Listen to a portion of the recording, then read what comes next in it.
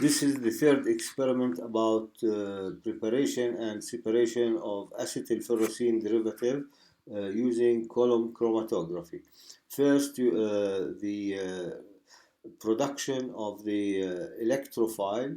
For example, if you have a Lewis acid like AlCl3 and acetyl chloride, you mix them together, you produce the electrophile CH3 C triple bond O plus, which is the attacking electrophile. Now, if you mix ferrocene with acetyl chloride and AlCl3, you're going to end up with the products monoacetyl ferrocene and diacetyl ferrocene.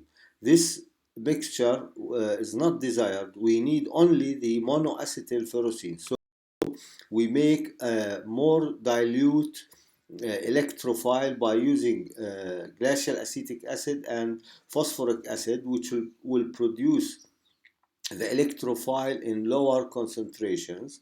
And this mixture, if mixed with ferrocene, it will produce monoacetyl ferrocene only, which we desire. Now the process is the acetic acid with H3PO4 produces the electrophile, which attacks the ring and produce monoacetyl ferrocene. Because it's in low concentration, produce only the monoacetyl ferrocene.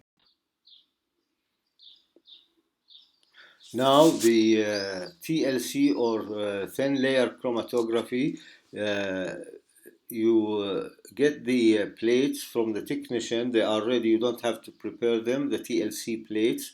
And you place the TLC plate in a beaker after you put a spot of your reaction mixture and you put it in the proper solvent.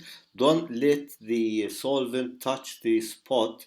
You put it higher up and you cover the beaker so the mixture constituents will migrate up the plate, and you check if you have more than one species in the reaction mixture.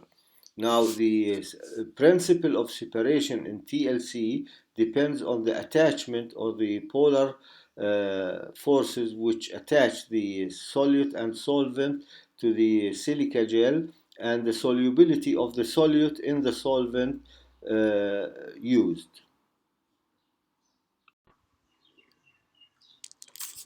Now the principle of separation depends on the extent of adsorption, is also determined by the compound solubility in the solvent and the affinity of solvent for the adsorption sites on the TLC plate. Polar solute will adsorb strongly to the silica gel when a relatively non-polar solvent is used. Now, if you have polar solute with non-polar solvent, the absorption is strong. If the solvent is higher polarity is used, the tendency to adsorb to the silica gel and displacing some of the solute of the solution, then it will migrate up the silica gel plate. So the choice of solvent depends on the polarity. Now you prepare different solvents ranging in polarity as shown, benzene, toluene, then you go up acetone, ethyl acetate, ether, and so on to separate the reaction mixture from each other. Now preparing the equipment for the reaction. The equipment should be dry. You dry a flask in the oven and you use a drying tube. You fill with calcium chloride. You plug it with a cotton and you fill with calcium chloride as a drying agent. Now the flask for the reaction mixture is dry and no moisture coming into the reaction mixture. You mix the ferrocene with the H3PO4 and glacial acetic acid, and you stir on a hot bath for a certain amount of time. After that, you have the reaction mixture ready, which has unreacted ferrocene and acetyl ferrocene. Then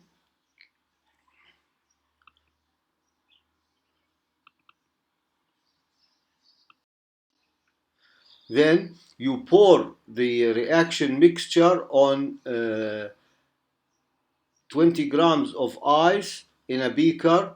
After the stirring for a while, the ice will dissolve, and then you start adding sodium bicarbonate to neutralize the reaction. Bubbles will start coming out. When the bubbles stop coming out of the solution, that means you neutralized all the reaction mixture. Now your mixture is ready.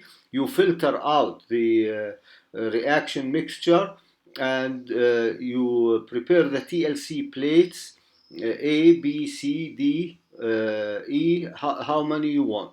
Then the first one you put non-polar, then you increase the polarity by mixing polar and non-polar solvents. For example, you put benzene, ethyl ether, 10% ethyl acetate, 90% petroleum ether, then ethyl acetate, very polar. Now you put a spot using a capillary on the TLC plate, and you put the TLC plate in a beaker, and you cover the beaker and check the migration of your reaction constituents up the plate. Now, for example, in this photo, the C solvent is the best because both moved up the TLC plate. This is the best choice of solvent. After you've chosen the solvent, you move to preparing the column to separate your reaction mixture from each other. Now the column is a burette. You prepare the silica slurry, dissolved powder silica in the solvent C, the successful solvent in separation. Then you pour the slurry in the burette. You plug the burette, and the length 25 to 30 centimeters. Then you dissolve 0.5 gram of your reaction mixture on the in minimum amount of benzene, 1 mil or 2 mil. Then you pour the reaction mixture on the column, and you start separating with solvent C. After you separate the ferrocene from the acetyl ferrocene, the solvents will evaporate easily because they are organic solvents. You don't have to filtrate, and you end up with crystals of unreacted ferrocene and acetyl ferrocene. Now it's time to characterize your product. First, you calculate the percentage yield of acetylferrocene by dividing the amount in grams you obtained from the column of acetylferrocene over 0.5, which is the amount you placed on the column, 0.5 gram times 100%. This gives you the percentage yield of acetylferrocene. The unreacted ferrocene you collected, you divide the mass on 0.5 times 100%, you get the recovery or percentage recovery of ferrocene or unreacted ferrocene. You check the melting points to make sure that you got the right product and you recovered the ferrocene. This is for example 85 degrees centigrade, and this is 173 the melting point. Then you do the infrared spectrum. You check for the C double bond O of the acetyl group, then the NMR spectrum and the GCMS. The GCMS gives you the molecular weight of your acetyl ferrocene, and this will conclude the third experiment, which is about preparing and characterizing acetyl ferrocene after separation using a column chromatography. If you want more of the compound, you can use 2 columns and you place 0.5 gram on each column. This will conclude the experiment.